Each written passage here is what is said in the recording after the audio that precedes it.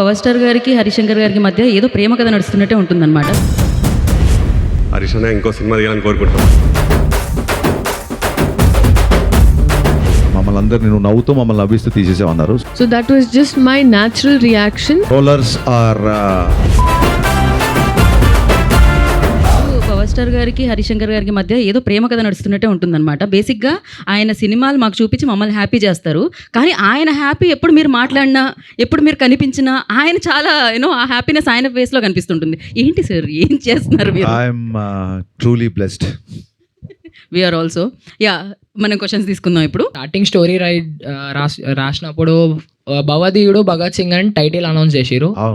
After Ustaad Bhagat Singh అని title change చేయడానికి main reason or whatever change చేసిరు? మన సినిమాలో డైలాగ్ లాగా మీరే మీ ఎక్స్పెక్టేషన్సే. చాలా మంది భవదీయుడు అంటే ఏంటన్నా అడిగారు జెన్జీ కిడ్స్. అంటే అది తెలుగులో భవదీయుడు అంటే యువర్స్ ఫెయిత్ఫుల్లీ అని meaning. At the same time story మారింది. రెండు జరిగాయి కాబట్టి కొంతమందికి అర్థం కాలేదేమో అన్న ఒక విషయంతో ఇంకోటి స్టోరీ మారింది కాబట్టి ఉస్తాద్ భగత్ సింగ్ అని పెట్టాం.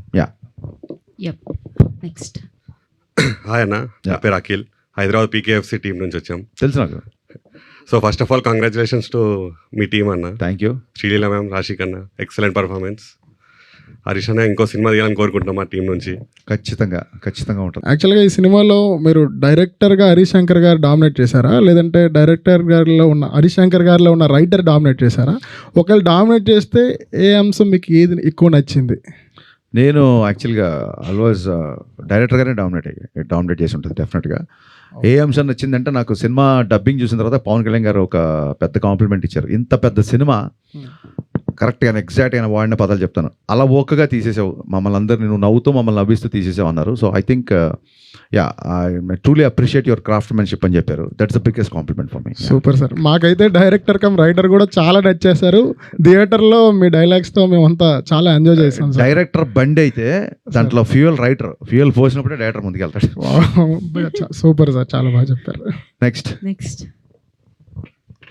మైక్. హాయ్ హరిశంకర్ గారు. Hi. I have one question. దీనికి ముందు ఓజీ మూవీ వచ్చింది కదా, అది బ్లాక్ బస్టర్ అయింది కదా, దానిపైన మీ కామెంట్ ఏంటి? Very happy. లైక్ మీరు ఎంత హ్యాపీగా ఉన్నారు, నేను ఎంత హ్యాపీగా ఉన్నాను. గబ్బర్ సింగ్ ముందు వచ్చిన సినిమాలు కొంచెం డిసప్పాయింట్ చేసినప్పుడు కొంచెం డల్గా ఉండేవాళ్ళం. ఓజీ వచ్చి బ్లాక్ బస్టర్ అయ్యేసరికి ఫుల్ ఆ రెస్పాన్స్తో రెచ్చిపోయి మరీ షూటింగ్ చేసాం. ఆ ఎనర్జీతో చేసాం కాబట్టి సినిమా అంత ఫాస్ట్గా ఫినిష్ చేసాం. అండ్ మీ ఓజీ తీసిన డైరెక్టరే గబ్బర్ సింగ్ సినిమా చూసి బయటకు వచ్చి రచ్చ చేశాడు. అందుకే నేను శ్రీరాములు థియేటర్కి వెళ్ళి మళ్ళీ I gave the same tribute to Sujeeth and I'm very happy about it.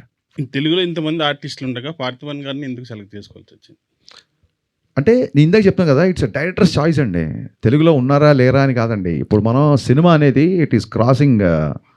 ఇప్పుడు రావు రమేష్ గారు మన ఆర్టిస్ట్ కదా, మరి కేజీఎఫ్లో ఆయన ఎందుకు పెట్టారు? ఫహాద్ ఫాసిల్ తమిళ్ కదా, పుష్పాలో మరి ఆయన ఎందుకు పెట్టారు? ఇట్స్ డైరెక్టర్ చాయిస్ అండి. అండ్ వీఆర్ మనందరము ఇండియన్ సినిమా మొత్తం ప్రపంచం అంతా తెలుగు సినిమాని చూస్తున్నప్పుడు మనం ఇంకా Telugu, Tamil, Kannada, Malayalam, I think we should break this language barriers and every director has a freedom to work with whom ever he wants. At the same time having said that కొత్తగా ఉండాలి. నల్ల నాగప్పనే కనబడాలి తప్ప బిఫోర్ చేసిన వాళ్ళు వీళ్ళు కనబడకూడదని. అండ్ డెఫినెట్గా మనకి ప్రకాష్ రాజ్ విలన్ అనగానే ప్రకాష్ రాజ్ గుర్తొస్తారు. ఆయన ఆల్రెడీ వకీల్ సాబ్ చేశారు, కళ్యాణ్ గారికి ఆపోజిట్గా జస్ట్ బిఫోర్ ఓజీలో కూడా చేశారు. సో ఇక్కడ ఒక చిన్న ఫ్రెష్నెస్ రావాలని. And Parthiban is a legend actor and legendary director. అలాగే కేఎస్ రవికుమార్ గారు, కళ్యాణ్ గారు రెస్పెక్ట్ఫుల్గా ఇచ్చే ఒక పర్సన్ ఉండాలంటే కేఎస్ రవికుమార్ గారు director I respect him a lot. ఆయన కమల్ హాసన్ గారితో, రజనీకాంత్ గారితో ఎడాపెడా బ్లాక్ బస్టర్లు తీశారు. I respect him a lot and is my favourite director two.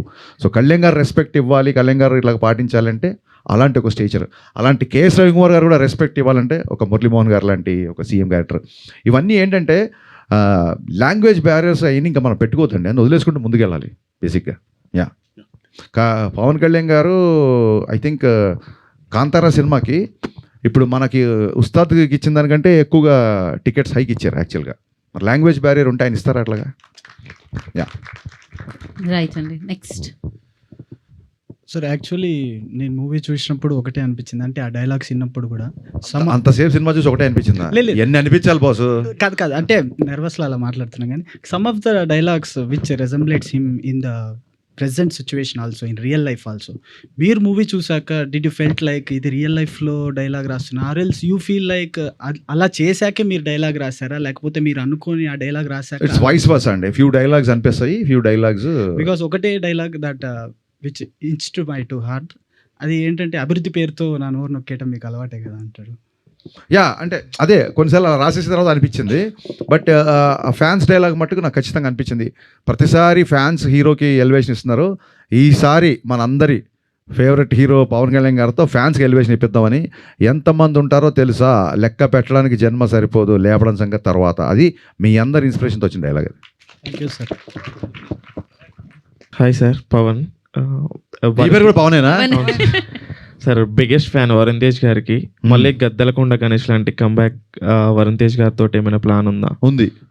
ఎప్పుడు వస్తుంది? వెయిటింగ్, ఈగర్ గా వెయిట్ చేస్తున్నా as a true Varun Tej గారి ఫ్యాన్ లాగా.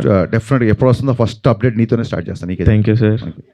అమ్ము గారికి your biggest weakness as an actress and what you have done to overcome it? I think being sensitive towards things, because konisalu whether while performing or scene, I tend to take it back Bobby. home. So it's a strength and a weakness, I feel.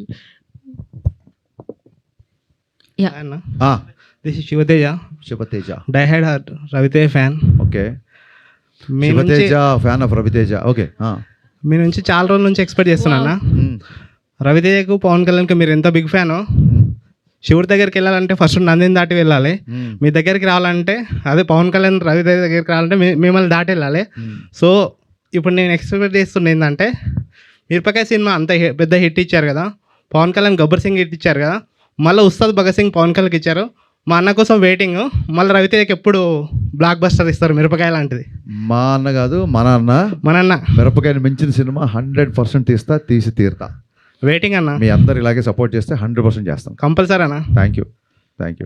Movie చూసినప్పుడు, movie premieres యూఎస్లో premieres పడినప్పుడు we are little bit disappointed because PK fans, MB fans ఉంటుంది కదా, clash ఉంటుంది కదా. So ఆ రోజు ma'am sorry ma'am, but కుర్చీ మడత పెట్టి అనే సాంగ్ చూడంగానే మేమంతా కొద్దిగా సార్ దానికి డ్యాన్స్ చేశారు, మేమందరం కూడా సార్ దానికి ఎలా ఒప్పుకున్నారు, దాన్ని ఎంబీ ఫ్యాన్స్ కూడా కొంతమంది నెగిటివ్ చేసి చూశారు. దానికి మీరేమంటారు సార్?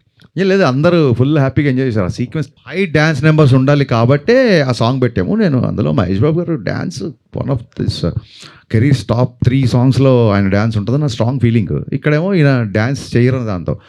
యాక్చువల్గా పవన్ కళ్యాణ్ గారి ఫ్యాన్స్ అందరూ కళ్యాణ్ గారు తీసుకున్న అంత పెద్ద డెసిషన్, అంత పెద్ద అసలు ఏమాత్రం మీకు గుర్తుందో లేదో, కళ్యాణ్ గారు చాలా స్పోర్టివ్గా మిగతా అందరు హీరోల సక్సెస్ని నేను అప్రిషియేట్ చేసి మాట్లాడిన రోజులు ఉన్నాయి. సో ఇట్స్ డ్యాన్స్ నెంబర్ కాబట్టి తీసుకున్నాం అంతే. శ్రీలీల మ్యామ్, మీకు ఎలా అనిపించింది కుర్చీ మడత పెట్టి సాంగ్ మూవీలో ఉన్నప్పుడు? మన సాంగ్ ఇప్పుడు కళ్యాణ్ గారు చేస్తున్నారంటే దానికన్నా ఇంకేమనిపిస్తుంది అంటే obviously lots of Joy and lovely. అంటే ఇట్స్ ఆల్ కొలాబరేటివ్ అండి. మనం ఫిల్మ్ ఇండస్ట్రీ ఒకటిలా చూస్తున్నాం ఇప్పుడు. సో బౌండరీస్ అన్నీ వెళ్ళిపోయాయి. I'm very very happy. So మీకు లాస్ట్ క్వశ్చన్, మీరు హాస్పిటల్లో పీకే సార్తో ఉన్న సీన్లో యువర్ టూ ఎమోషనల్. ఆ సీన్స్ ఏమన్నా దాని గురించి చెప్పగలుగుతారా? లైక్ ఎలా అనిపించింది మీకు? ఆ పాయింట్లో నాకు ముందు కూడా చెప్పానండి. ఐ థింక్ ఈ సినిమాలో నాకు కాన్షియస్గా ఎప్పుడు నరేషన్ ఒకసారి అయిపోయిన తర్వాత సీన్ పేపర్లు ఇవ్వలేదు. We did it on spot. ఎందుకని అడిగితే ఈసారి you should just react to it. So ఆ పాయింట్లో నాకు ఫస్ట్ టైం తెలిసింది ఆ సీన్ గురించి. So that was just my natural reaction. And నేను అక్కడే కాదు, తర్వాత డబ్బింగ్లో చూసినప్పుడు నాకు అలాగే అనిపించింది. ఆ సీన్ గురించి అనుకున్న ప్రతిసారి కూడా నాకు అలాగే అనిపిస్తుంది. సో ఐ ఫీల్ లైక్ ఈ సినిమాలో I just existed with whatever was happening around. ట్రోలర్స్కి మీరు ఇచ్చే సమాధానం ఏంటన్నా? Trollers are more than free to troll anything. బేసిక్గా దాన్ని ఏమంటారంటే I take constructive criticism. This scene was not very well written. It would have been much better. The second half, like first half is a little slow, or maybe second half is a little slow, or hero characterizations like this. Ilantivanni I'll take the constructive criticism, and I don't feel like taking seriously whatever the troll material comes, because their identity, their their whereabouts are not known because they themselves are very insecure to reveal their identity. So నేను ఏదైనా మాట్లాడితే I take the accountability, I take the responsibility. వాళ్ళ accountability responsibility లేనోళ్ళు చీకట్లో 4 రాళ్ళు వేస్తున్నారు కదా అనుకుంటే, నాకు చేసిన ట్రోలింగ్కి నేను ఎప్పుడో ట్విట్టర్లు వదిలేసి వెళ్ళిపోవాలి నేను. సో నేను దానికి ట్రోలర్స్ గురించి, దాని గురించి కలెక్షన్స్ ఏదో మాట్లాడుతుంటారు. I don't take much. అలాంటి నేను ఎప్పుడో చెప్పాను కదా, ఇంట్లో నేను సినిమా డైరెక్ట్ చేద్దాం ఉన్నప్పుడు ఫస్ట్ ట్రోల్ చేసింది మా అమ్మ, మా నాన్న. నీ ఫేస్కి డైరెక్షన్ అని చెప్పి అప్పుడే ట్రోల్ చేశారు. ఇవన్నీ కొత్త ఏం కాదు. కానీ అబ్యూజివ్ లాంగ్వేజ్ ఉన్నప్పుడు అండ్ బియాండ్ ద గీత దాటినప్పుడు మట్టుకు బ్లాక్ చేయడము, సీరియస్గా కంప్లైంట్ చేయడము విల్ డూ. ఇంత పెద్ద సినిమా, ఇన్ని యాక్షన్ సీక్వెన్సెస్, 2 సాంగ్స్, డ్యాన్స్, ఇన్ని డైలాగ్స్, విలన్తో కాన్ఫ్రంటేషన్ ఇవన్నీ చేసి లాస్ట్ మినిట్లో మ్యూజిక్ డైరెక్టర్ మారినప్పుడు మళ్ళీ మ్యూజిక్ డైరెక్టర్ని బ్యాక్గ్రౌండ్ స్కోర్కి తమ్మన్ని తీసుకొని మళ్ళీ ఒక రకంగా దాన్ని ఏమంటారు ప్రీపోన్ అయినప్పుడు మళ్ళీ 19th అంటే 16th మేము కాపీ చేయడం, ఇన్ని ఆర్డ్స్ మధ్య ఈ సినిమాని మీరు అందరూ చూసేలాగా చేయించడమే నా పెద్ద సక్సెస్ నేను ఫీల్ అవుతున్నా. I'm totally happy with my output and people are embracing, people are loving and I did it more than I can do. Thank you. Thank you fans, thank you so much for your valuable time and valuable questions. Thank you so much and thank you so much Harishankar garu for Ustad Bhagat Singh. నిజంగానే celebrate చేసుకుంటున్నాం PSPK ఫ్యాన్స్గా, cinema అభిమానుల. So డెఫినెట్గా cinema అందరూ చూసారు, మళ్ళీ వెళ్ళి చూడండి. డెఫినెట్గా దాంట్లో ఉన్న ఆ ఫీల్, లైక్ ఆ డైలాగ్స్ కానీ, ఆ డాన్స్ కానీ, ఆ వింటేజ్ లుక్ కానీ అన్నిటిని మనం సెలబ్రేట్ చేసుకుందాం.